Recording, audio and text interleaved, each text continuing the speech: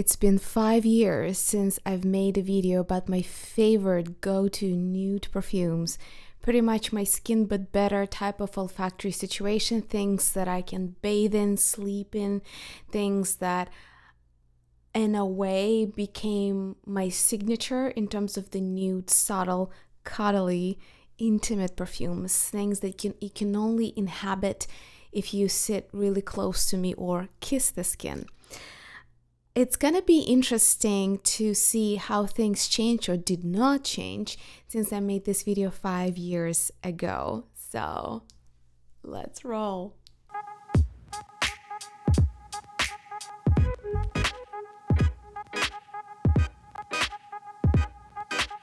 These I would call perfumes for introverts, kind of whispers in your ear, my skin but better, and deep focus or meditation perfumes. They, in my book, have enough of a presence to be memorable, but they, as I said, they sit close to the skin.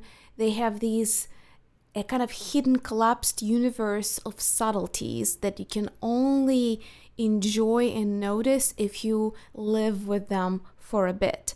I've made a video like this 5 years ago. Go watch it and check out my forever vibrant hair colors back in the day.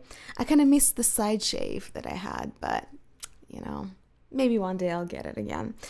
So I rewatched the video since I got a request to show how things changed or did not change over the course of 5 years. Whew, it's been a minute. And some things, surprisingly, are still with me. Even though the world is racing towards its end, it seems, and we have an explosion of new perfume houses and new formulations, nevertheless, Mia Perla by La Perla is still with me. It got much darker because of the, I presume, vanilla. It tends to darken. It's a very light pink liquid when you buy it fresh. And here it becomes this very beautiful kind of pale burgundy. I love Mia Perla, and this is my third bottle because it's a subtle powdery floral. I can neither call this powdery nor floral. As I said, a lot of these are these like delicacies of nuances, but it's something that has probably the most characteristic note. If you have explored perfumes, you probably know this sweet but slightly spicy, peppery pink pepper note. Has nothing to do with black pepper as an ingredient, but still has a little bit of the thing kind of you get from a whiff of peppery scent. And yet it's so subtle and immediately melts into this creamy, unidentifiable souffle that is not lactonic, not milky, but not exactly floral. It has the most delicious kind of rosy souffle. It's my favorite cuddle time perfume. Really a big hit for me. And considering how fairly affordable it is, it's a designer brand, it's a lingerie brand essentially, La Perla. I haven't found a replacement for it yet that hits that soft, powdery, cozy feel just so. I have plenty of beautiful iris perfumes, powdery perfumes, a bake type of spice perfumes, softly milled spicy perfumes, but nothing comes close enough to this, so it's still a favorite. And I've tried, just because I was so loyal to this for so many years, I've tried many La Perla fragrances after this, and I'm gonna say nothing really seduced me enough to keep it on my shelf, but La Perla I'm on my third bottle. A close second in the same feel is Pure Poison by Dior. I avoided it because it was insanely popular for a while. And now that we're like the craze about poisons is finally somewhat down, Pure Poison is my choice if I'm a little bit tired of Mia Perla by La Perla and I want something that's kind of this, it's an abstract made up accord called Vanilla Orchid. It's this unidentifiable floral, sweet vanillin-ish accord that is not super edible because it has some of these floral notes to it. They pretty much, to me, are two peas in a pod. I use them interchangeably. This is just has such a long olfactive history for me that it's just have a soft spot for Mia Perla. But Pure Poison is pretty much what I would replace it with if I didn't have any other options. A friend of mine had this beautiful poetic reference to Pure Poison. She said, when I was a kid, she used to have like this old style hard cover suitcase where they stored Christmas ornaments, and those they collected over the generations in their family. So they were kind of interlaced with packing paper, with some cotton balls and whatnot. And every time she opened that box with that, cotton, glass, maybe glitter, all smeared all over it over decades and decades of collecting those Christmas ornaments, that's the smell that she felt she found in Pure Poison. And I do agree. It has this subtle kind of smeared lotiony orchidy vanilla accord, and I love it for it. Pure Poison has a little bit more of a projection, so this can also be a date night type of fragrance when maybe you're not already on the same couch embracing each other, but you still have some distance between you if you're going dancing, if you're sitting close in a restaurant, this and that. It's something that has a bit of this beautiful, pleasant, soft wave of whiffs that it produces. So I would definitely recommend that for kind of a demure mood if you're going on a date. The next two are Burberry scents and the kind of classic mid-2010s type of Burberry that I still miss to this day. Burberry really took a plunge toward loud, think J'adore Dior type of scents. I can't blame them for it, that's the trend, but I do miss old Burberry when it screamed old luxury back in the day. And one of my absolute staples that I repurchased, and now I don't even know where you'll find it beside my stash, is Burberry Body. That's a very special flanger. It's Burberry Body Tender Eau de Toilette. They had a lot of flankers with very similar names. So here you have it, Burberry Body Tender Eau de Toilette. The way that it's composed is this super soft, musky rose, but musk here is not sweet, it's not kind of boiled vanillic, and it's not alimalic, it's not BO type of a musk, and it's not sour. It's not even detergent or powdery like as we think of musks that come from detergents. It's soft, flowy, almost like a silk blouse type of a musk. To compare this musky rose with the staples of musky roses, Yves Saint Laurent blouse is way more sharp, austere, bitter sour rose, and that one has a little bit more of a punch. It's kind of like it's somewhat bitchy in a way. Yves Saint Laurent blouse. This Burberry Body Tender Eau de Toilette it's almost like caressing of your hair on the silk pillow.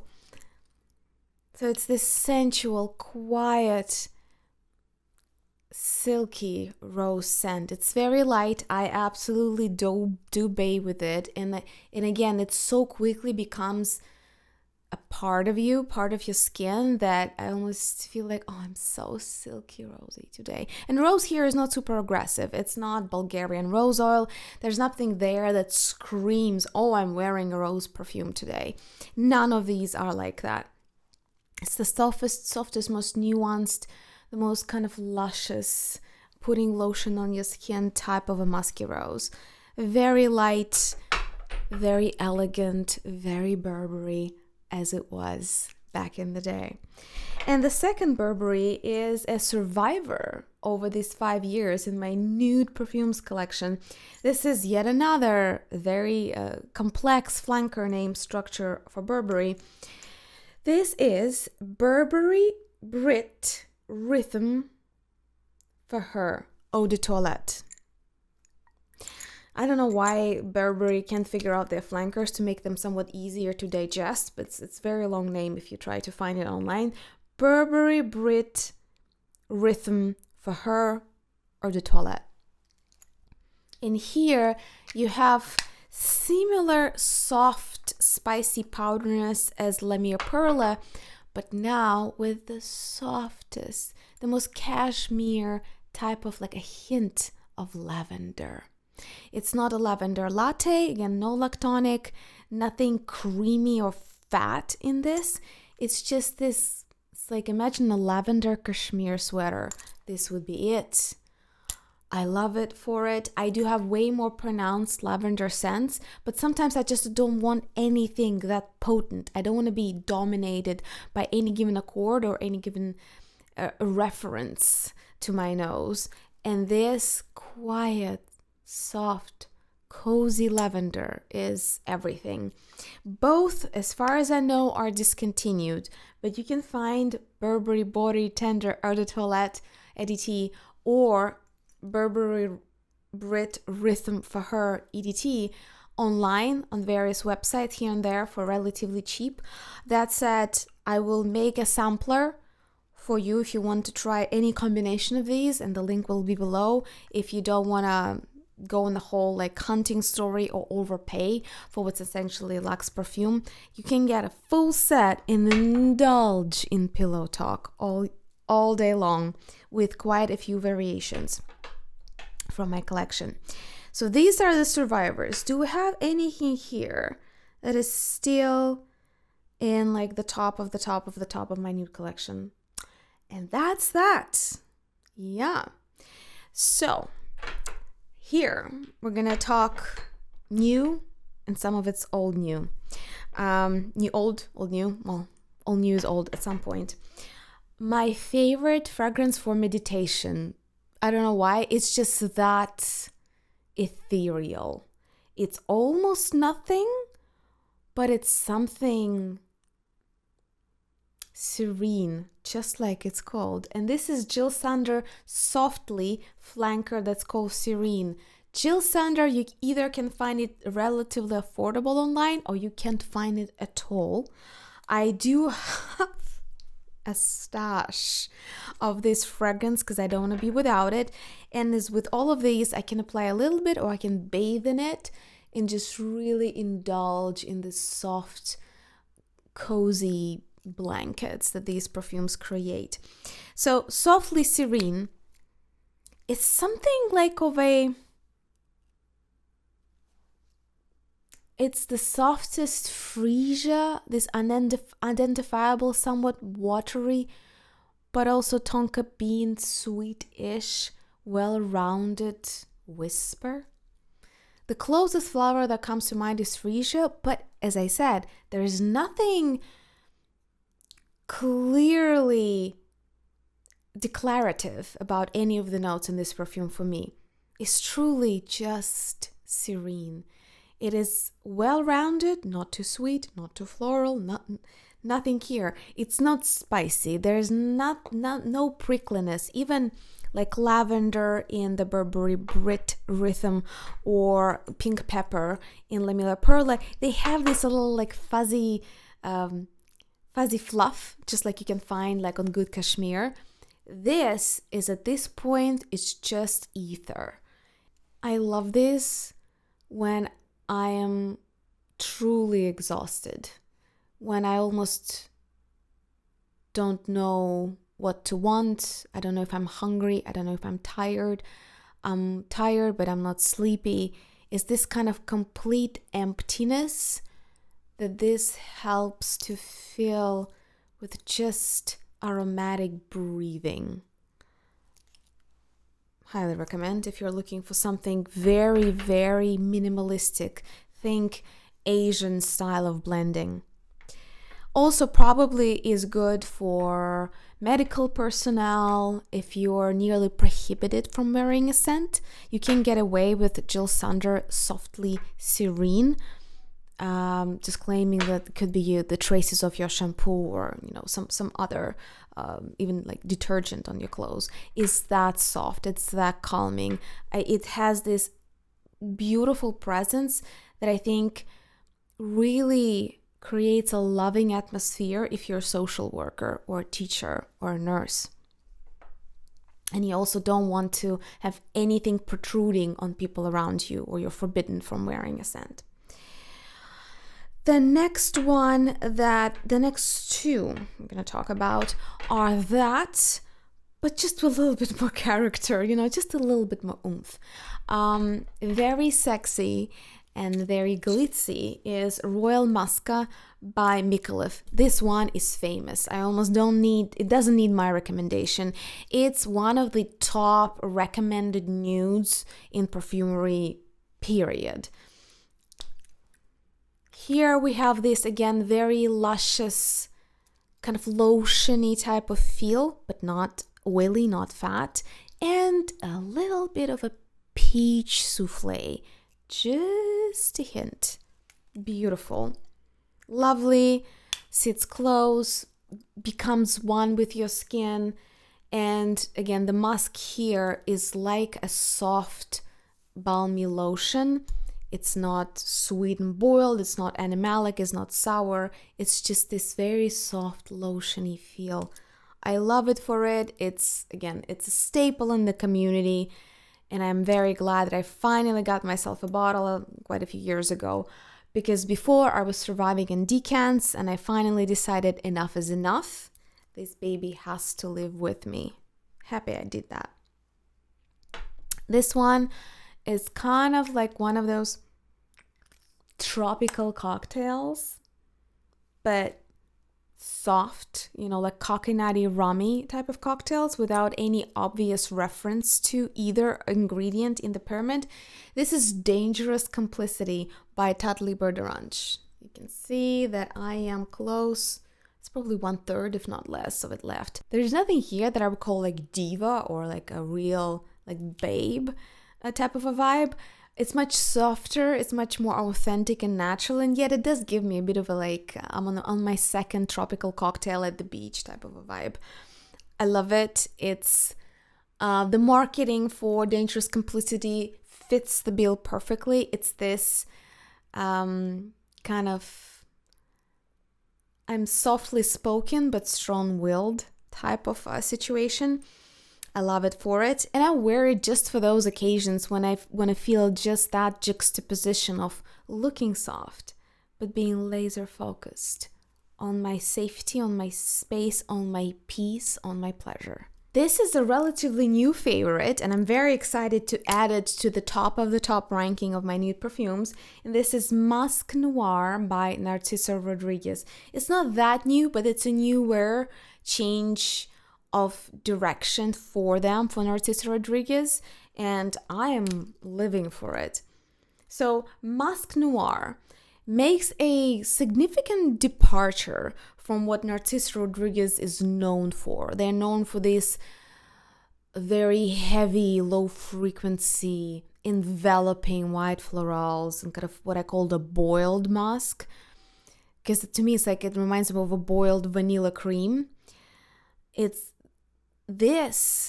The musk here is more towards lotion plus a little bit of a kind of a detergent powder kind of musks. And this time, this souffle is made with prunes. It just has this wonderful prune-like, but not syrupy, prune souffle. It is something that I would probably wear if I was working not necessarily in a bank, but in a somewhat more formal place, but a place where I want to feel modern, contemporary, but still own my soft sides as well. because I feel like these type of musks, they make everyone feel a little bit more elevated because it smells clean in the Western culture. Plus the prune souffle, that's just like a charmer. It's like a crowd pleaser. So I love it for it. It has a little bit more character. So this kind of prune souffle. It's every single bottle that I showed you is somewhat addictive for me because I love nudes. I love subtlety. I like refreshing perfumes. So when I pull one of these, when I get into Musc Noir by Narciso Rodriguez, it's usually at least 3 or 4 days before I put it down, because it's just, it's like your favorite type of jeans. You just get in and you don't wanna change anything. You just wanna keep going like this. And when we're talking about this kind of soft, fruity aspect, all of Laboratorio Olfattivo white line, nearly all of it qualifies to me to be considered in the nude perfumes category. I love them for it. And Nun by Laboratorio Olfattivo has this amazing, actually now more milky, more slightly lactonic, creamy feel of like just adding a bunch of juicy pears with milk, with melon. Delightful. And yet it's watery enough because of kind of this white lotus accord and the notes that give it more of a fluid breathing type of a presence. It's not all just a fruit salad, not at all. Delightful. I used up a travel. I bought myself 30 ml in hopes that I will get enough of this delightful pear/melon smoothie. We'll see if I need yet another bottle after that. But so far, I'm very happy with that purchase. And white line by Laboratorio Olfattivo to me makes some of the most delightful, light, ethereal type of fragrances. Okay, I can't believe that this one hasn't been in the previous video. I was kind of like, I needed to double check myself, because Tardes by Carner Barcelona is the most revered compliment getter on me and everybody who I showed it to. When I test perfumes blind, especially when I do it with men, if I get like a friend and I was like, okay, let me show you a few things, tell me, what would you pick? How would you rank them? Without a doubt, without almost a single exception ever, no matter what Tardes is paired against, men love Tardes, and they most of the time don't particularly favor heavy, intense bismuth, vanilla, or sugary perfumes such as Baccarat Rouge or Angel, or even Alien doesn't do that well. Almost nothing that's a bestseller in real situations, so maybe that's how I choose my friends, because they appreciate subtlety. I have no idea, but Tardes beats all of them in blind tests for cute. When I ask like, what would you want to feel equally on your date, on your doctor, on your banker, on a woman ahead of you in a grocery store, what would give you this like, oh gosh, that's nice, almost somewhat romantic but not overtly sexual? Tardes. So this is floral almond powder. It has this flowy something florals. Is it osmanthus? Is it heliotrope? Hard to tell. I actually haven't smelled the original florals to really know. It's just this unidentifiable floral kind of light, not bitter, not spicy, not sour. It's just well-rounded floral accord that just kind of travels away from you. Plus the cozy, somewhat milky, with kind of sprinkled sugar powder almonds. Almonds here, it's not amaretto, they're not burnt, they're not baked, they're not green. It's just this essence of kind of dessert type of almondy smell. And it's souffle-like, it's light, but this one travels the room. Even though it's very soft and souffle-like and cuddly, it does have a bit of a projection. So this, I would say, is just a no-brainer for me when I know I need to meet a group of people. And I just want them to feel, I want to be liked, but in the most general human sense without any connotations. I want to put everyone in ease. Usually Tardes is what I wear, especially if it's a big room. This is like a tea ceremony plus guided meditation in a bottle. One of the best tea plus iris scents I've ever encountered. There is not a single facet in Tender Light that makes it edgy, which is sometimes a good thing. There are a lot of niche brands who play the tea note and the iris notes in the most imaginative, incredible ways, but here we're talking about nudes, things that just give you comfort. Tender Light is the softer tea, kind of milky oolong tea, plus a bit of the powdery iris, just a bit. It's not bookish, it's not snobbish, it's not dry, and iris sometimes can smell like boiled carrots. That facet is not here either. So it's just this watercolory, abstract mixture of something soft green and something purple. I adore it. I used up maybe not as much, but it's a considerable amount if you take into account that I have 400 plus bottles. So Tender Light by Estee Lauder. I heard that you can find them online for much better price than on an official website. That said, you can also get it in a wonderful nude scent sampler from me if you want to support what I do, you enjoy this video. Love it. Wonderful new addition to my nude collection. We're getting close to my top obsession ever. But before we get there, an honorable mention. It's not common for me to call leather a nude scent. Doesn't happen, almost never. But Creme de Cuir by BDK Perfumes comes as close as it gets to being nude, soft, semi-floral leather scent. This is a very hard thing to deliver on, in my view, but it does so. Probably kind of comes close to Tardes in terms of already having character, traveling the room, having some diffusion, but yet still staying in the comfort zone of cuddles. Like, I cannot imagine anybody feeling disturbed or bothered by this perfume. But this one I would call kind of like a soft negotiation skill in perfumery. It has a lot of thinly weaved leathery scents. This still has a little bit of a stamina. Maybe it's just my reference how I think of leathery scents. I always think of them as more kind of businessy, more of kind of having your shit together type of sense, unless you go absolutely rogue with rough or gourmand leather scents.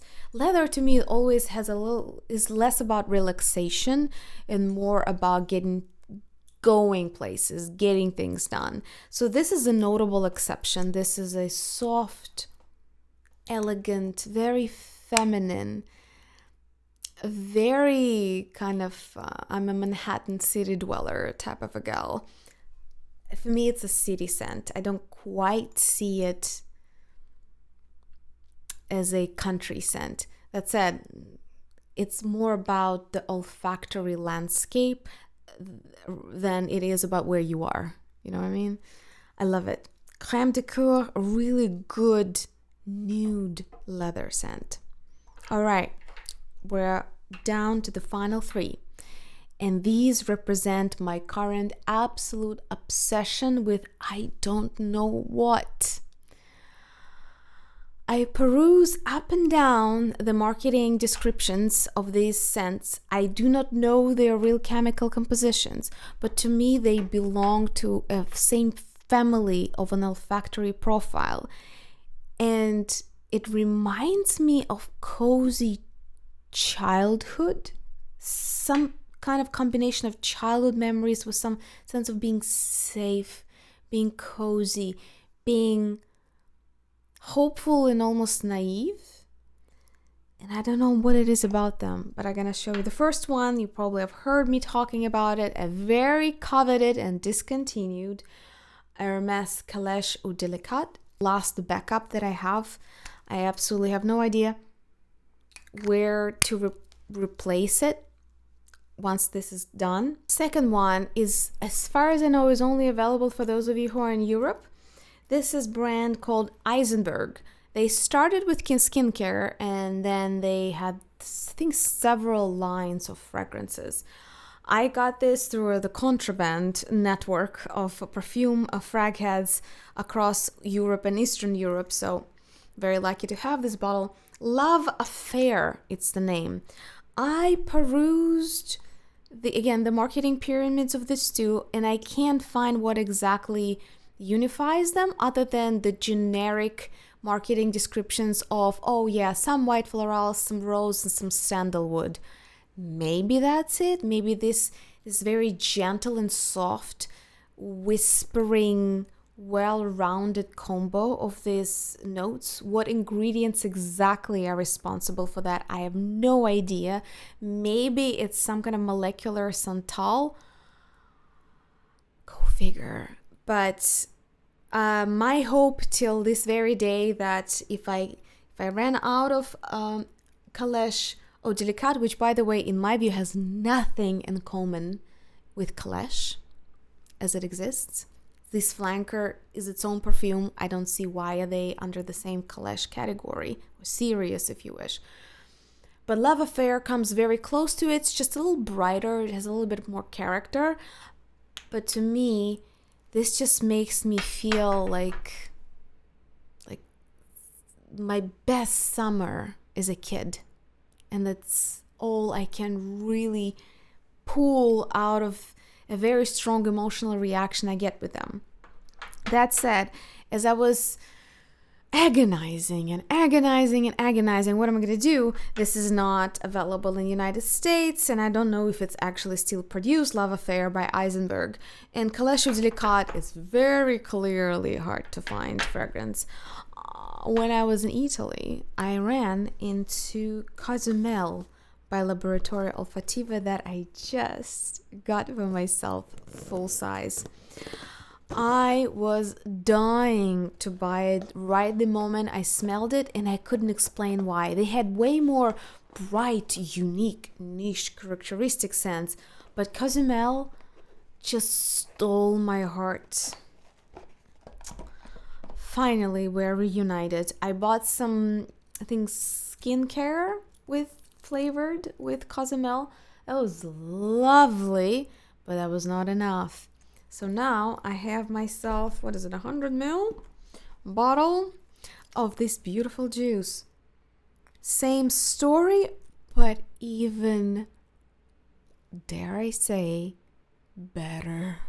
Feels sacrilegious to say that Cozumel, that's widely available everywhere, is as good or even better that hard to find, coveted, beautiful, rare Hermes edition of Caleche. But it's true. I almost love Cozumel more than I love Caleche Eau Délicate or Love Affair by Eisenberg. For me, again, they're cousins. They're all very close. And again, the more I look at the pyramid, the less I understand what really unites them. Is it yet again some soft, lotiony, sandalwoody musk? Is it the unidentifiable, rounded floral rose plus white flowers? I can't put my finger on it. But these three is something that I would call is my skin smell. That's how I wish my skin smelled. That's how I want to be known by the love of my life. So that's that. I feel like I opened my deepest secrets, because this is a very special category of fragrances for me. It's very intimate, it's very personal, it's very me. So I feel somewhat weird sharing that and recommending that for wider use, because I feel personal investment in these olfaction profiles, and yet I soothe myself thinking, well, we all redefine what a good book is for us, or like a super personal song is for us. For a musician, it meant something when they wrote it and recorded it, but we make it our own by loving that given book or that song or that movie. So I think olfaction hopefully works the same way, and I'm not going to lose part of myself by sharing it with you. Yet it does feel like I'm kind of unveiling my soul a little bit by telling you just how personally soothing in me this feels. Give it a whiff if you like any of these. If you have any of those professions where you're not supposed to smell of anything, but you enjoy perfumery and you know it makes people feel better, and it absolutely does, even those people who say they hate perfumes or they're allergic to them, all of these just cannot offend anyone unless you apply 30 sprays. I dare say even 10 sprays of each of these is gonna just create a delightful atmosphere of calm, love, and care and kindness for you and the people around you. Well, it's time for you to share what is in your vaults and your kind of top of the top, your secret and maybe not so secret top ranked perfumes that you consider nudes, something that you wear without thinking, something that feels like second skin, something that makes it easy to let go of any expectations of other people, society, world, modernity on what you're supposed to be, something that makes you love life and just be kinder to yourself and others. What are those perfumes? I would love to hear your thoughts and see what you would have picked. Thank you so much for watching. Don't forget to like and subscribe. That's very important to bring more perfumes, more guests, and more videos to this channel. Thank you so much for watching and spending time together, and I'll see you in the next one.